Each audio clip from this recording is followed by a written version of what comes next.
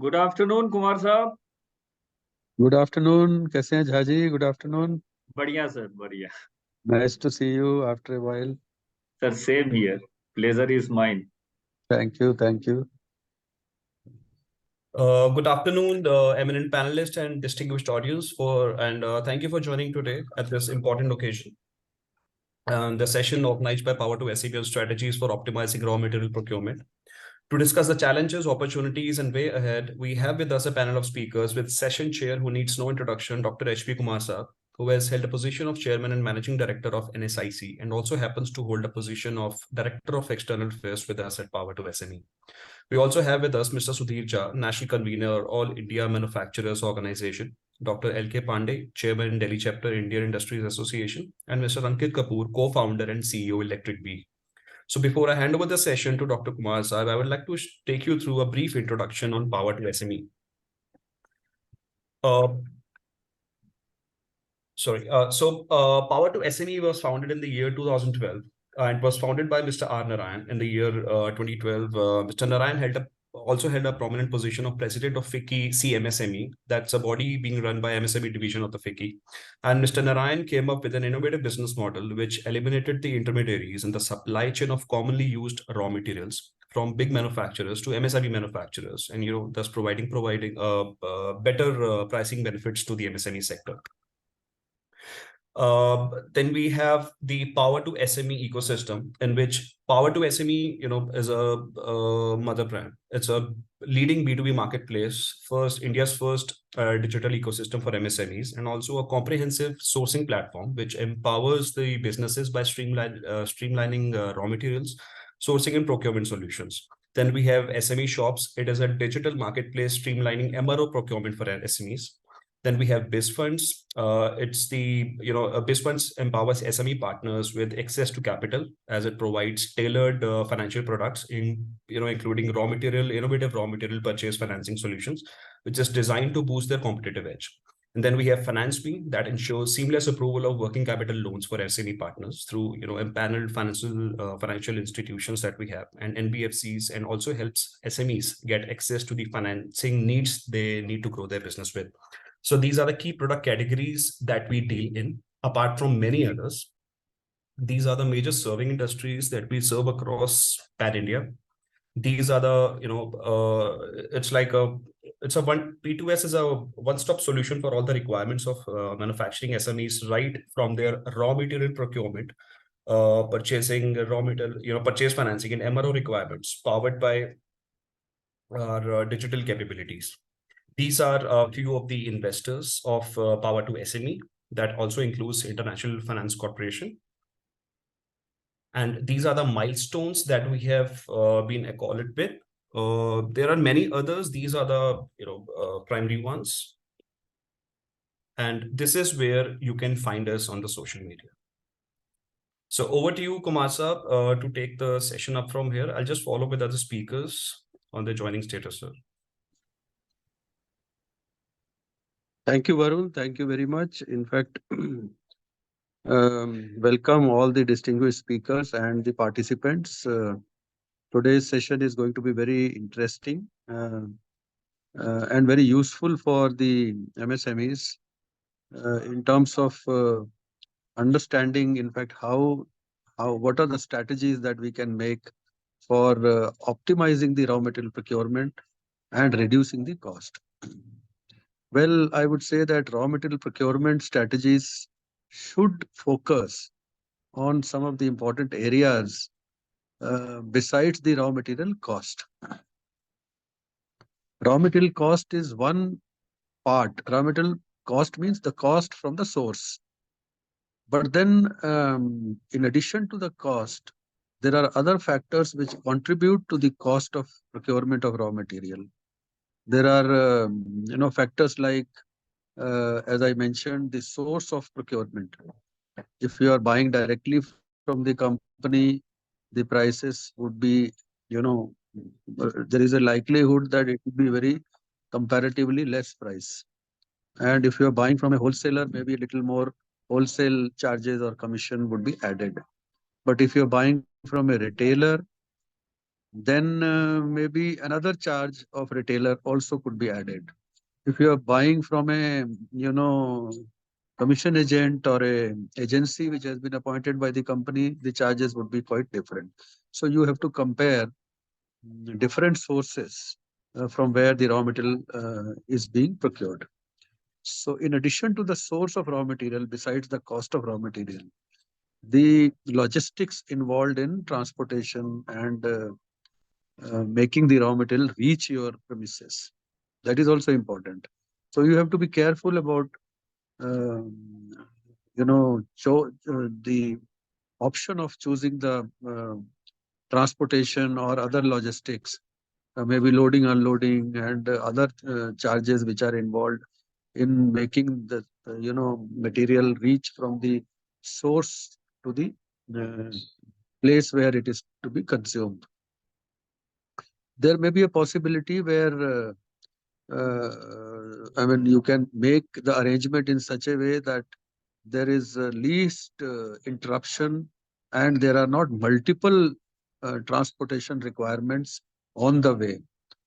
For example, if the material has to come from the source, say from the company's yard or company's warehouse, the arrangement should be made in such a way that from the company's yard or warehouse, particularly for the items which are very bulky, like steel, aluminium, copper, there should not be any loading, unloading on the way. If the wholesaler and retailer take the material from the company and take it to their godown and unload the material, and from you buy from the wholesaler or retailer, naturally the loading, unloading, one extra loading, unloading charges would be added. So these are very elementary things. Of course, people who are in the business, they know as to how these expenditures have to be taken care of. But then these certainly form very significant part of the entire procurement process. Then the question is timing. When do you procure the raw material? It should be as close as to the time of consumption. We have heard the various methodologies like JIT and others, just in time. But just in time also has its own advantages and disadvantages. You have to have, you can't allow the material to become deficient or not available at the time of need just because you are following JIT. So that also has to be kept in view, and based on a proper understanding and understanding of the process of consumption of raw material, the future projections of the availability of raw material. So the period of holding also has to be decided as to whether you would like to hold the material for 1 week, 15 days, 1 month, or not at all. Recently, I had the occasion to visit Maruti Udyog, which is, of course, following a Japanese technology, Japanese strategies for holding of the raw material. I found that they were able to procure the raw material not only just in time, but straight to the, you know, lines where the consumption is to be done. So from the trucks which were bringing the material from their suppliers, vendors, the unloading was being done on the supply chain, on the chain itself, on the consumption chain. So they were putting, offloading and putting it on the chain where it was to be directly to be consumed. But that also has a lot of risks involved, you see. I mean, you should not be short of material at any stage of time, because otherwise it is going to involve plenty of other expenditures. But because of shortage of material, you will be stuck with not having the adequate arrangements. So these are the factors which need to be done. And then there is one more cost which is very important. That is the cost of working capital. The funds involved in procurement of raw material, holding of the raw material till the stage it is consumed. Naturally, that also involves substantial expenditure and you have to take care of. And based on the assessment, actually, Reserve Bank of India had once upon a time, for the purpose of use of banks, had specified as to what is the ideal holding period for raw material for different kinds of industries, sectors. You can look at that, but that is an old study which RBI had done through the Tandon Committee recommendations, where for different industries they had studied and they had worked out as to which particular sector, which industry, how much material would be needed, so that banks do not finance less or more. So that is the period when they can work out the working capital requirements and the inventory holding. Besides inventory holding, of course, the work in process and the finished goods, because inventory holding of work in process and finished goods is also important. Not only the raw material, because if your raw material procurement is very efficient, but your inventory holding gets stuck in the finished goods, then you're not able to dispose of based on the availability of orders. So that also makes a lot of difference. Or your work in process, your layout is such where there is substantial wastage of time moving from one process to another and second process to third because of the bad layout. So that also involves additional inventory holding in the processes. So that work in process or goods in process during the stage of manufacturing and the finished goods inventory holding, that period also counts. In fact, as far as working capital blockage is concerned, it is not only the funds which get blocked, but also the additional interest which one has to bear on the bank finance which you are availing. Even if you're not availing bank finance, maybe your own finance. There is a naturally alternative cost of funding. I mean, you could have deployed those funds elsewhere. So these are some of the issues which I thought let me open up as a context before inviting the expert speakers. We have three expert speakers today. I hope they are all they have joined. They are very prominent industrialists. They have a lot of experience. They belong to industry, and we have Mr. Sudhir Jha, who is the national convener of All India Manufacturers Organization. Welcome, Jhaji. We have Mr. Dr. L.K. Pandey, who is chairman of Delhi chapter of Indian Industries Association. Welcome, Pandeyji. And we have Mr. Ankit Kapoor, co-founder and CEO of Electric Bee, which is another private sector organization. So, welcome, Mr. Kapoor. So, I would like to invite one by one our distinguished speakers. They have the practical experience. So, can I invite Dr. L.K. Pandey, first of all, to open the discussion and give us his inputs? Pandeyji, are you there with us? Yes, sir. Yes, sir. Namaste, sir. So, namaste. It's a pleasure always talking to you and meeting you. The kind Same of here. exposure and the experience that you have is really very enriching for our participants.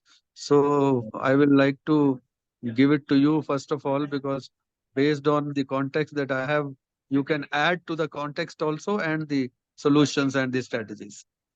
Over to you, Thank, Pandeyji. thank you so much, sir. So, I mean, my experience is always enriched by you, sir, and your. I have certain experience and incidents regarding raw material assistance, which was certainly, started by NSIC.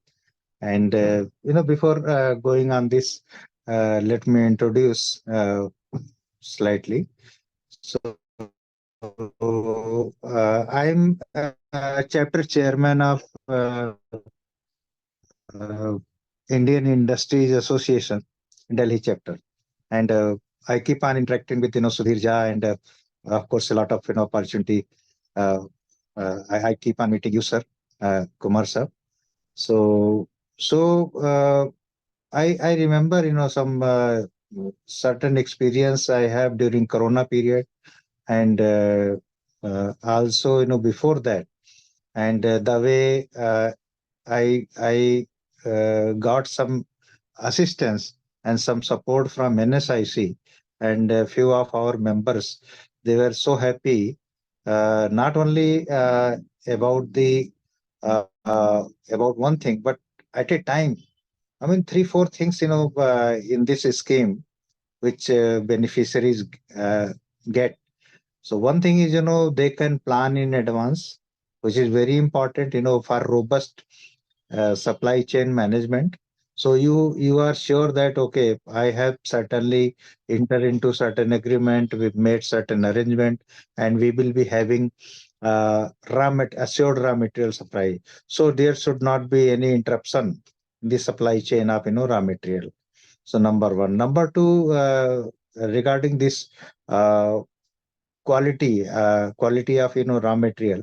So certainly, those who are impaneled, and since they know that we are uh, going to get through a very robust system. So I feel quality has always been found very good on this subject. And next one, the credit facility and the bank support, which even our people got that time. So that was very useful, and I think this kind of assistance is very useful for manufacturers. And what is more, see, as a manufacturer, as entrepreneur, as a small entrepreneur, micro entrepreneur, if I say, so they have, mostly I seen that only one person is responsible for everything. So at least for major decision, for final decisions. So I think if he has to put energy, time, resources everywhere equally, so I mean it is too much.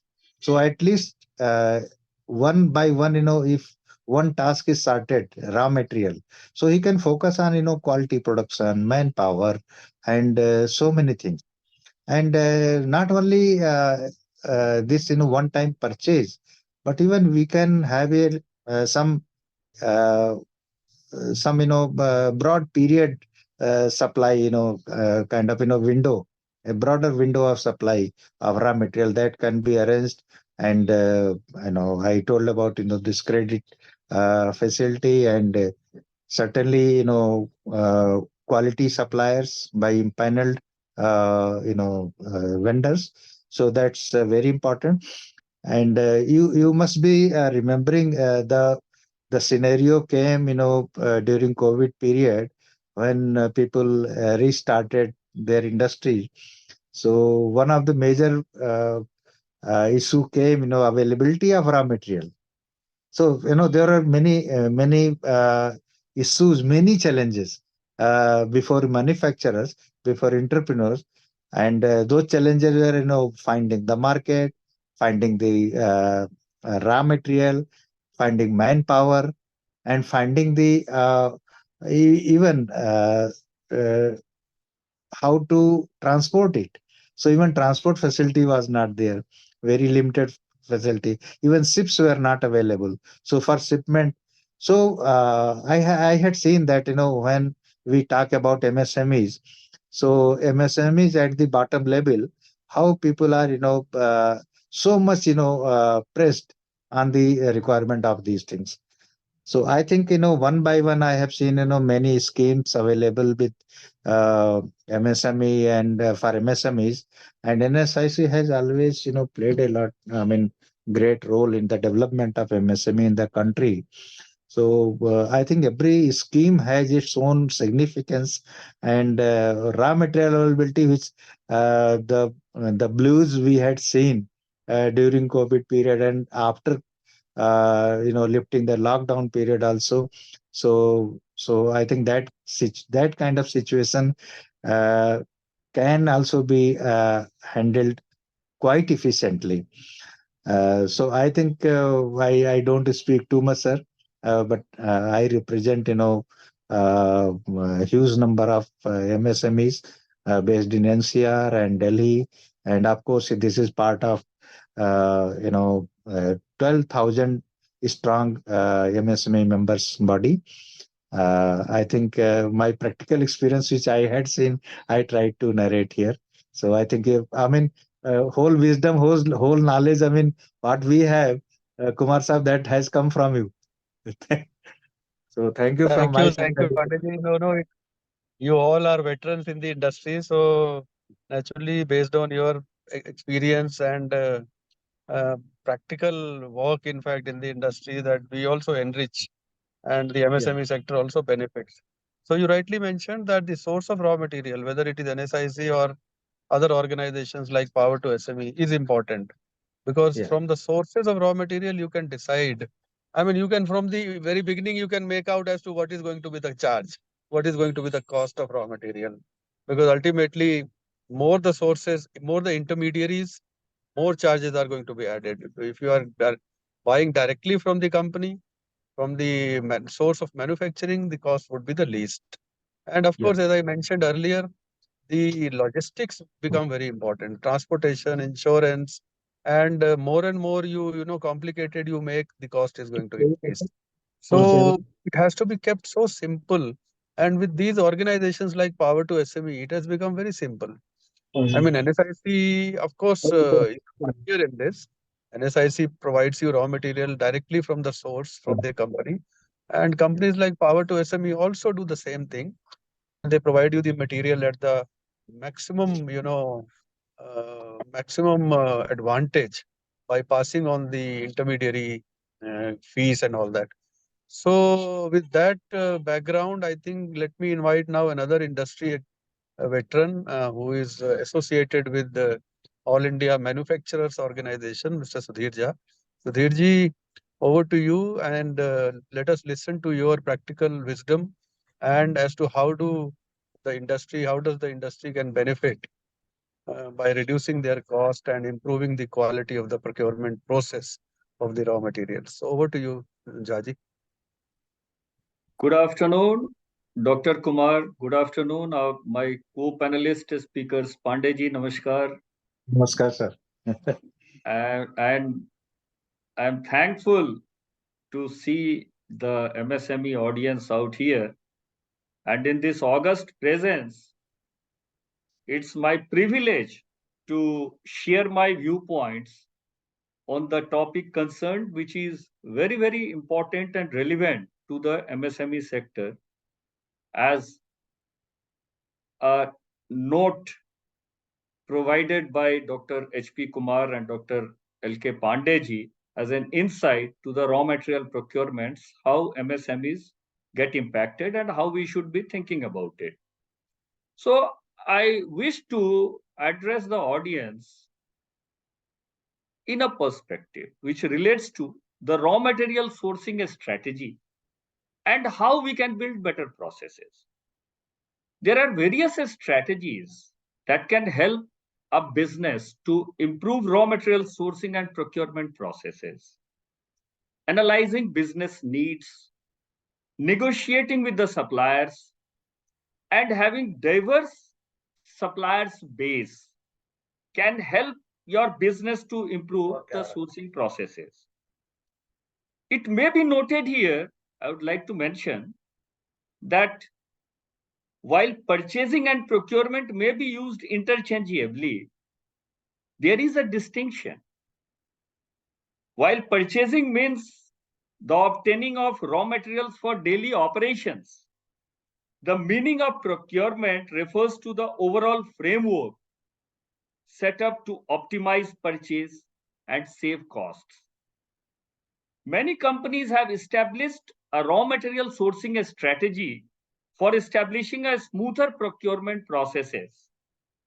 If the raw material is not sourced at the right time and of the right quality, the production process may come to a standstill.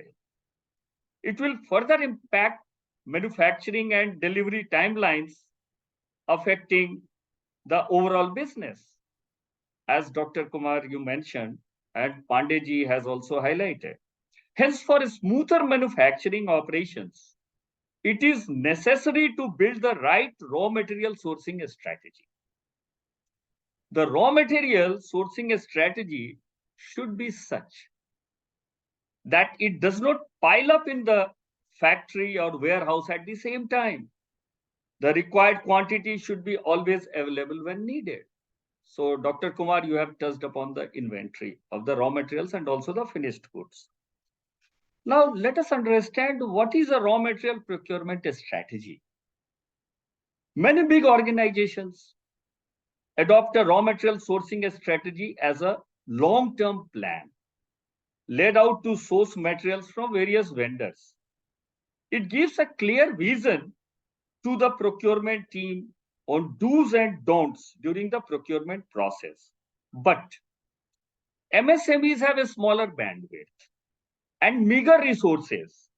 So many MSMEs and startups, of course, do not have an established procurement strategy. This may create hurdles in shortlisting vendors and getting raw materials at affordable price. This further leads to irregular supply of raw material, which has an impact on manufacturing and adds to the production cost. So how to source the raw materials and what is the effective material sourcing process? So I would like to draw the attention on few points out here that analyze your business needs. You need to analyze and understand your business needs. Determine the quantity and expected quality of raw material for your business. This will help you to shortlist vendors. Then analyze the cost, quality, and market. Analyze various grades and qualities available in the market and also the latest developments. Understand the market for the particular material, pricing trends, availability, etc. Approach multiple vendors. Approach multiple vendors because you can compare the cost of the raw material you plan to procure. Many companies have the policy of inviting quotes from at least 3 vendors before finalizing on one. This is done to ensure right quality is procured at an affordable price. Alternatively, online buying options are also there to procure the right quantities at competitive prices. Then verify capability of the supplier because it needs to be verified that whether the supplier has the capability to support your business needs before establishing the contract. Many buyer companies take a plant tour of the supplier to ensure right manufacturing practices and quality check processes are followed. Negotiations. This is a critical step. Negotiate with your suppliers to make the deal cost effective for you. Suppliers generally give discounts on bulk quantity orders, long-term contracts, and so on. Additionally, pay attention towards payment terms and other terms and conditions too. And manage your suppliers. This is also important. Any business requires consistency in supply of raw material. Hence, be in touch with your supplier regularly, hold meetings with them, give them feedback over quality, deliveries, etc., etc. Also gather information on tech innovations and advancement the supplier may have introduced. This will help you make your product better. Then, few decision-making points for sourcing raw materials and the procurement techniques. Demand forecast. It is important to forecast demand ahead of time and accordingly intimate your supplier. While doing this, one cannot be vague. For example, as a purchase manager, you need to intimate your supplier about the expected surge in demand and inform them of the additional quantity of raw materials the company would need during this period. This will help the supplier to work in tandem with the buyer.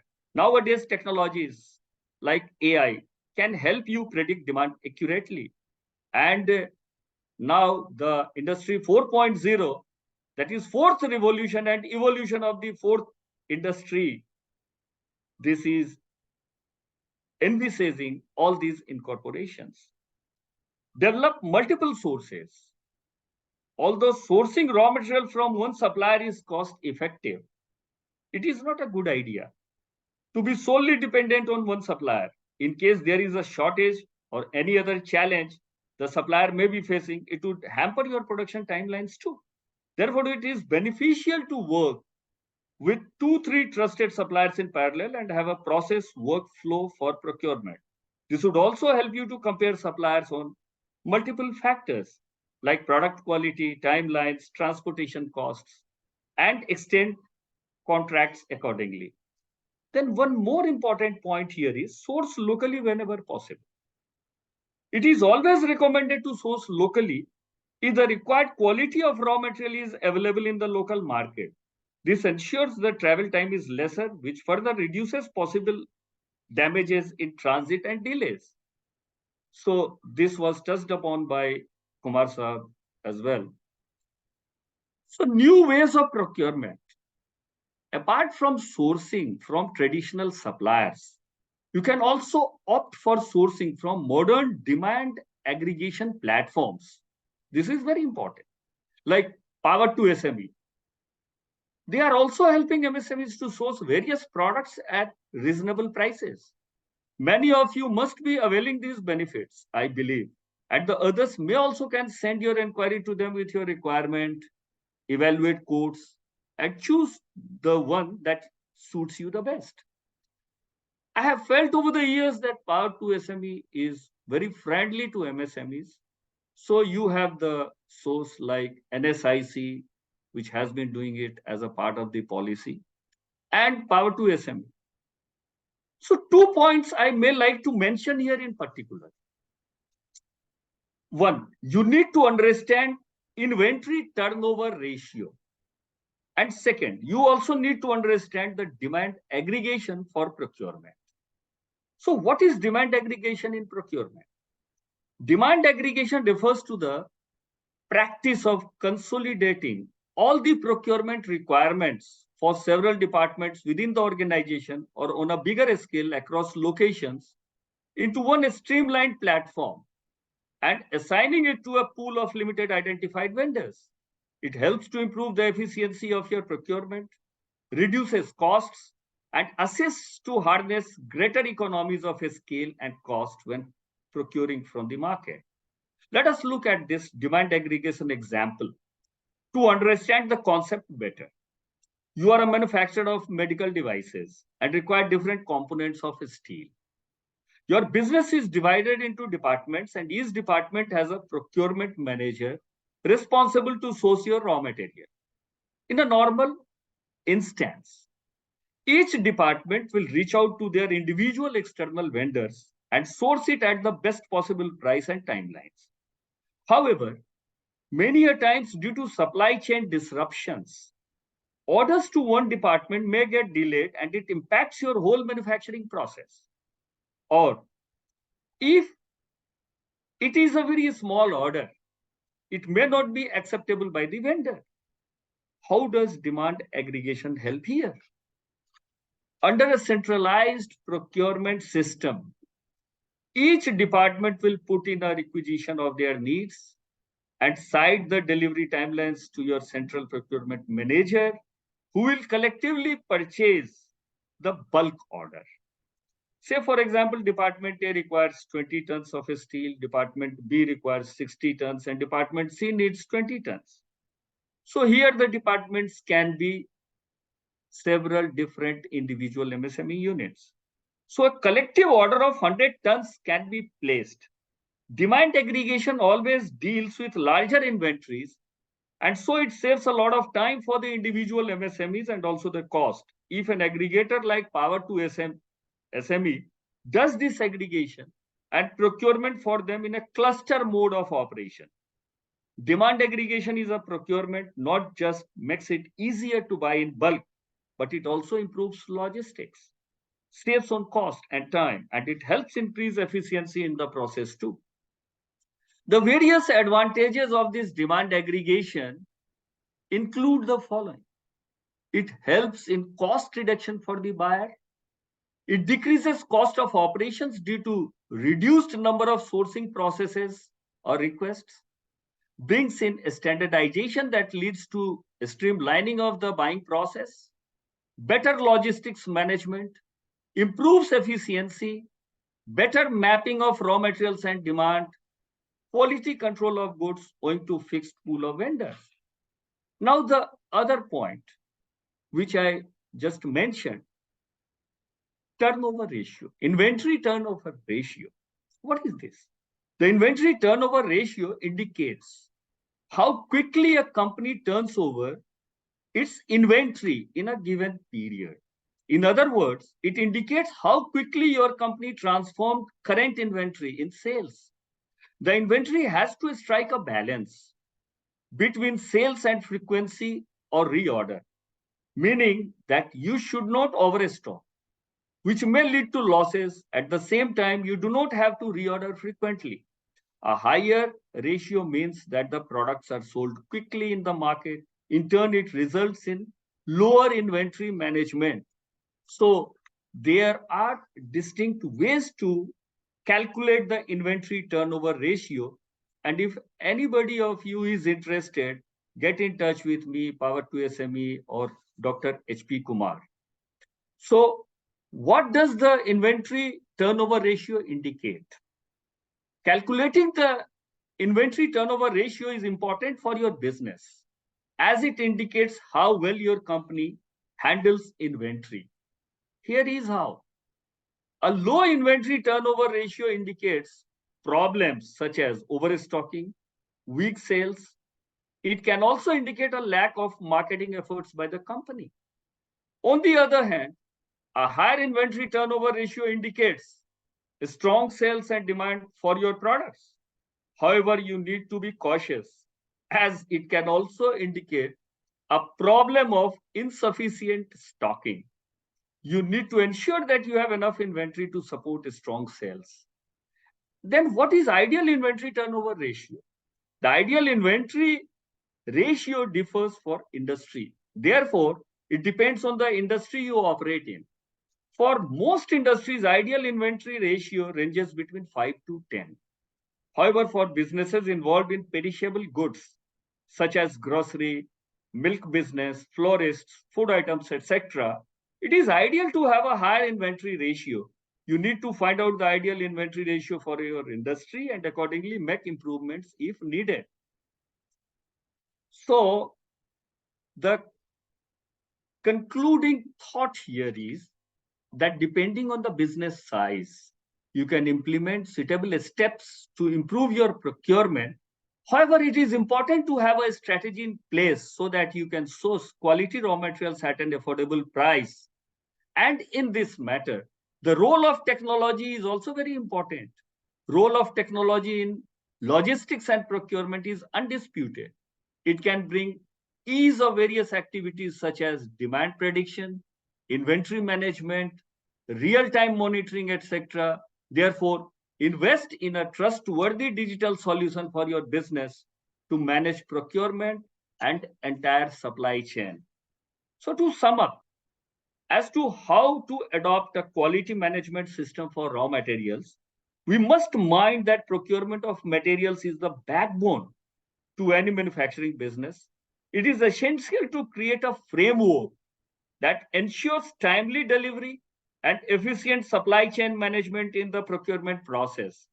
Demand aggregation for procurement can prove to be highly beneficial for MSME businesses in clusters by developing such supply chains that not just help in cost savings, improved logistics, and better timelines, but also aid in improving the efficiency of each individual MSME organizations.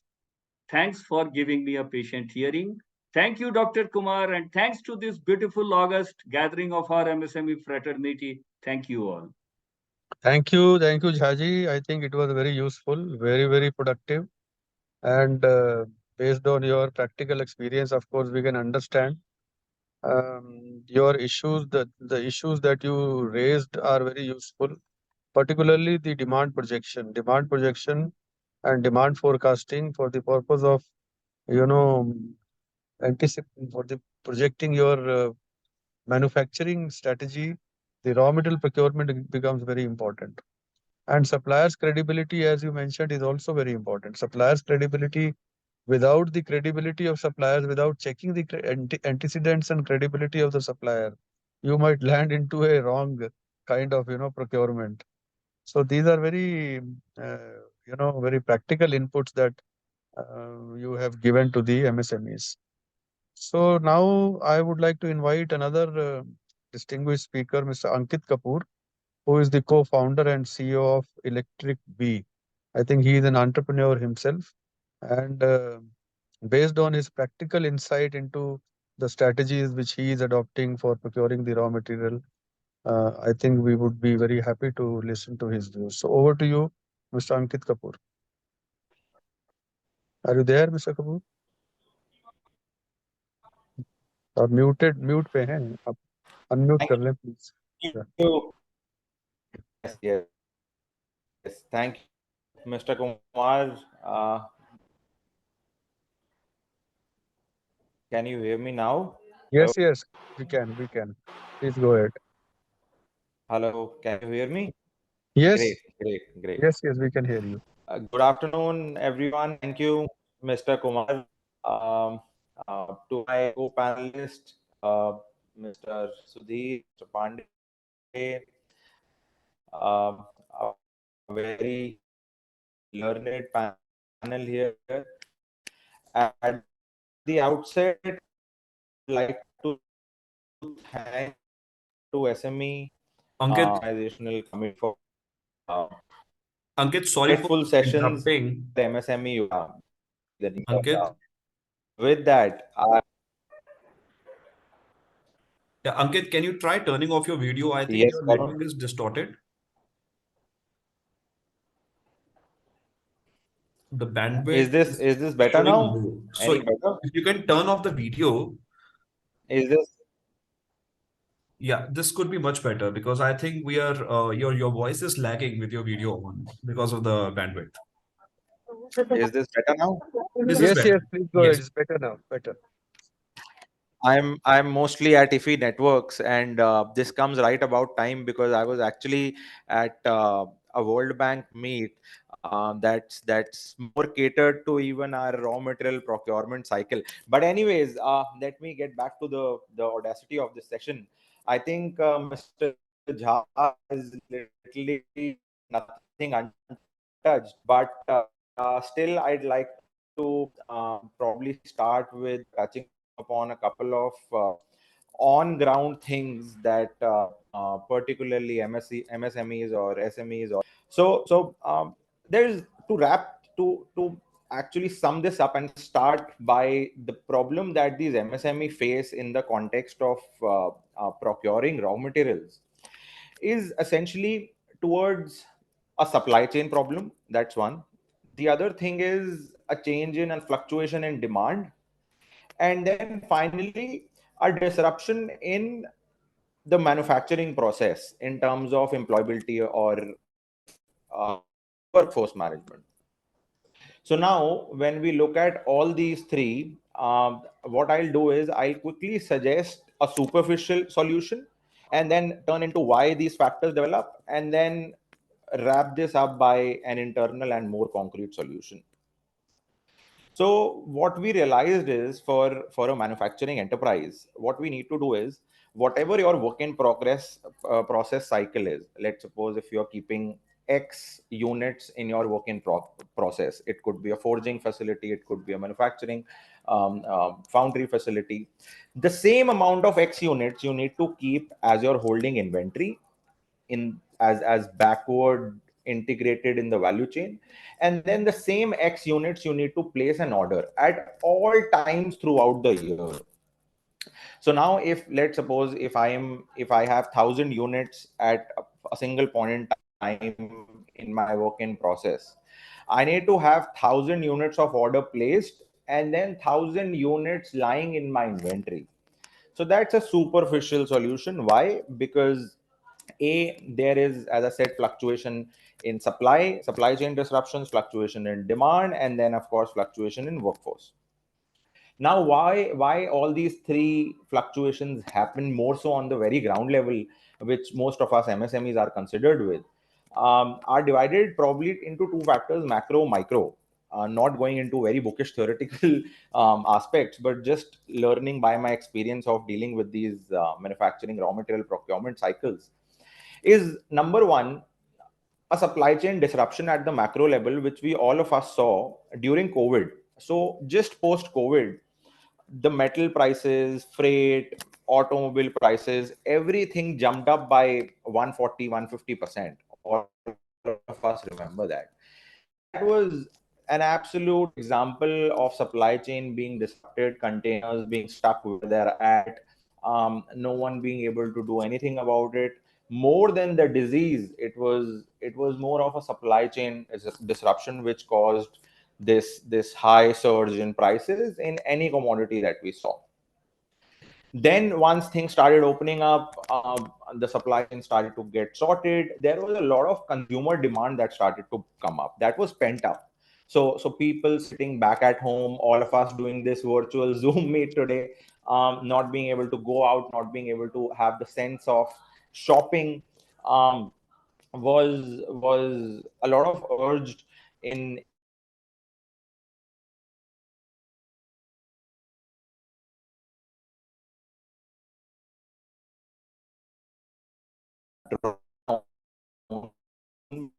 by 30% metric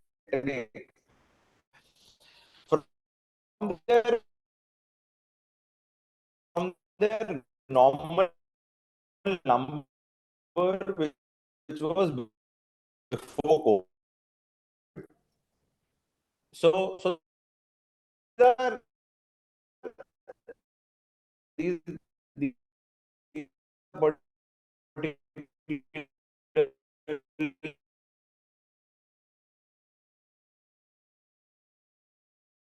factors, supply chain disruptions, a pent-up demand, and of course, consumer psyche that affected this whole supply chain and demand cycle, which in effect affects our procurement strategies, even when we are talking about an MSME level. Because if I were to talk about myself, there was a product we were buying at 120 rupees per kg 2 years back. Now it's per kg. Now, to make this shift happen and transfer it from a vendor point of view to a customer point of view, more difficult. And hence, to manage fluctuation is what it that we need to keep of raw material work have in all those three cycles I mentioned.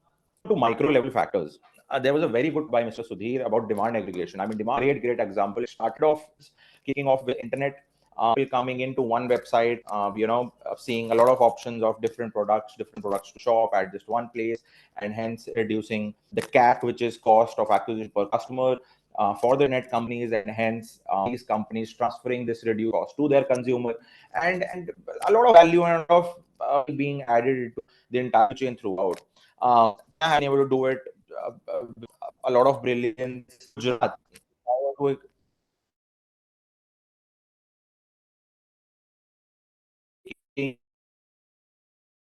structure by ourselves, it was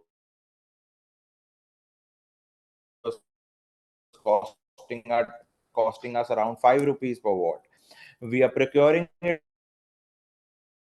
from Gujarat. It cost us while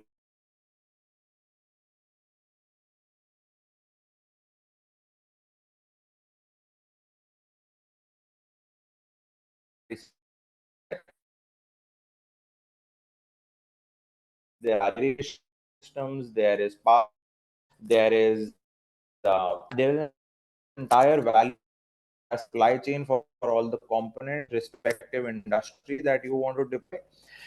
So that is essentially the sense of demand aggregation, which reduces the cost of the manufacturer and hence the final consumer. So those are a couple of micro factors. If I were to extend my thought procurement and strategizing for MSMEs, if you were to look at California, they brought in a policy which said that, boss, you're going to all ICE run vehicles within the next 12, 13 years by 2035. So without any policy intervention towards the consumer or the manufacturer, the entire value chain in the OEMs industry within the automobile sector started coming up with EV cars. And that is what we are seeing. I mean, brilliant example with the FAME 2 scheme that happened in India as well. And if I were to go back a couple of years, when CNG autos came in Delhi, the timeline for autos to switch to CNG was just 6 months. The policymakers, the lobbyists, the fossil fuel manufacturers, the auto companies, everyone said it couldn't be done. But it just happened because it made a brilliant business case out of it. So to wrap up what I just said, it will only make sense for an MSME to strategize their raw material procurement cycle if it makes a business case out of it.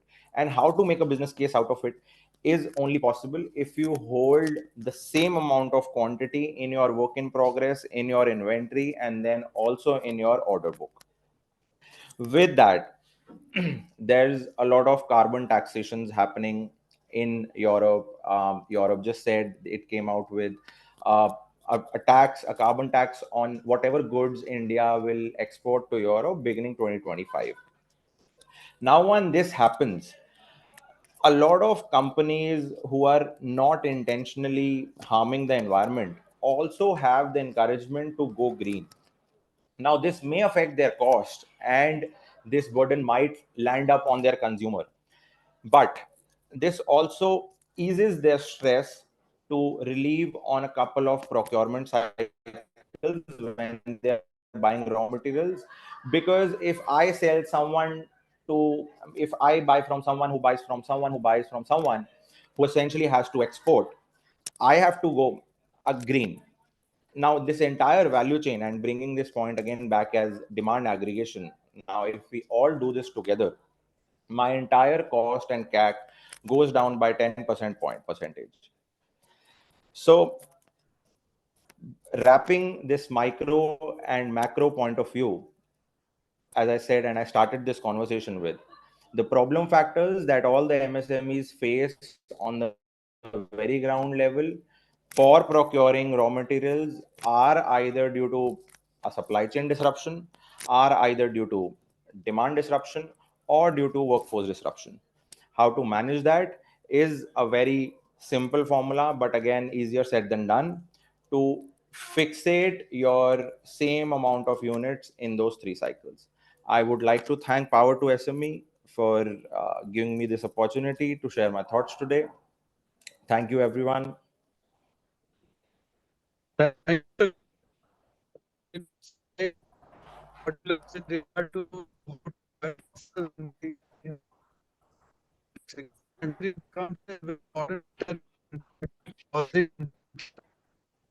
and the procurement process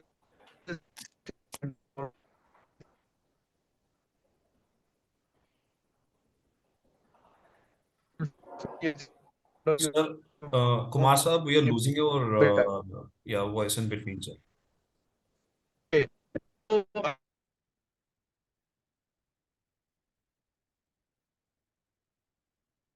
Kumar Saab?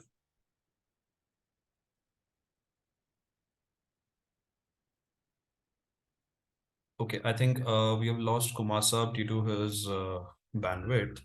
So, participants, if you have any questions, you can put it up in the chat box. We can take it up with the speakers right now. Any questions, you can unmute yourself and share. Kumar Saab, can you please try speaking again, sir? I think we can see you. Yeah, no, what I said was that the Yeah. interruptions become a very important factor in the smooth for working of any enterprise, and interruptions because of raw material shortage should be avoided at any cost, even if you have to have the additional holding of the raw material, but there should be no interruptions. So now, since I am traveling, Varun, can you take up the questions with the distinguished speakers? Sure, Kumar Saab. Sure. Yes. Okay. Please do that. Okay. Yeah. Right. Participants, any questions, please, you can unmute or you can put it in the chat box.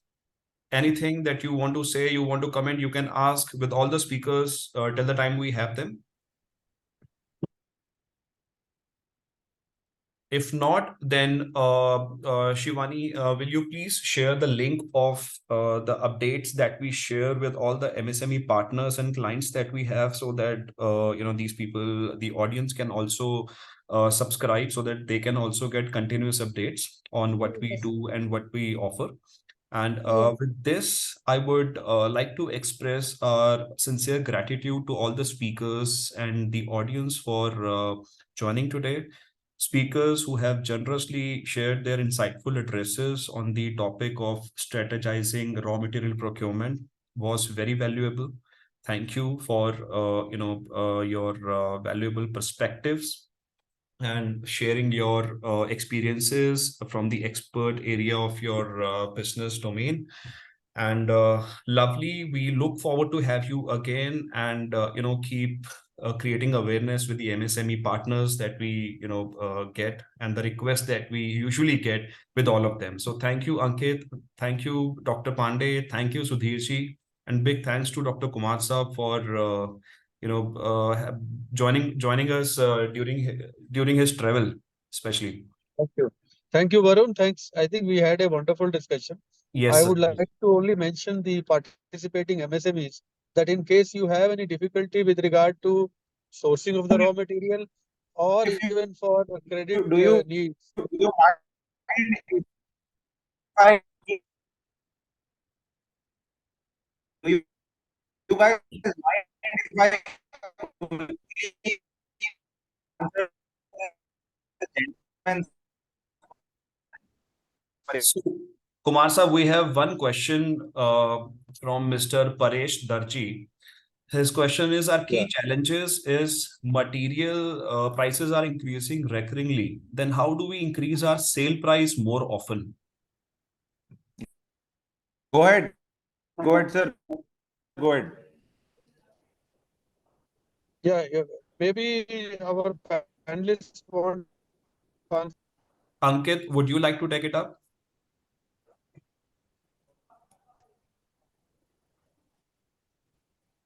Sure, Anybody? sure. Mr. Jha? Only even you guys can hear me and not started anymore. Okay. Can you guys hear me? Yeah, yeah. Yeah. So you can't increase your price. You can only sell at market prices. That's why you have no say at, unless you have a monopolized product or a business model, which at least in the new era of business doing. So you can only control your purchase, not selling prices, not at all in any business you are in.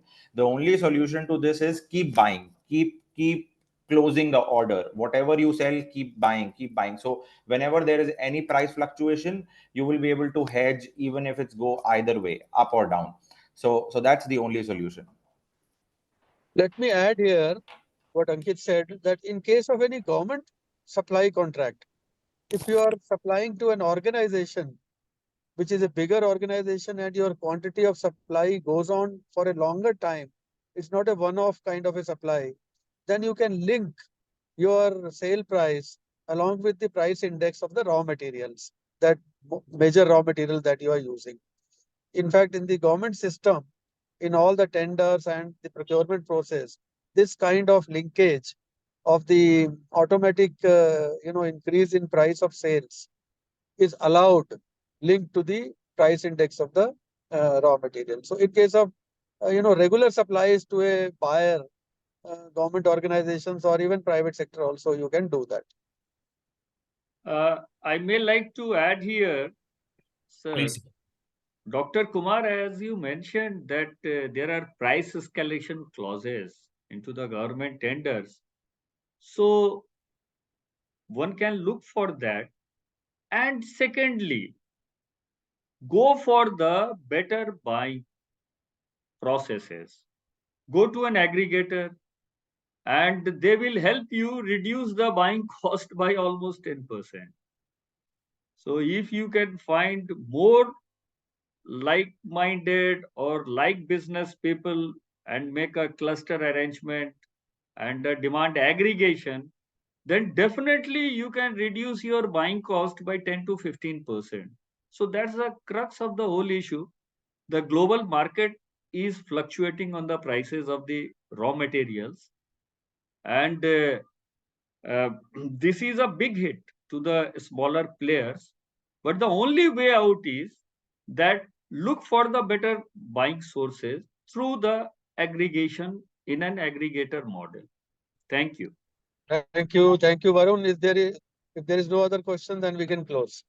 No, no, no, sir.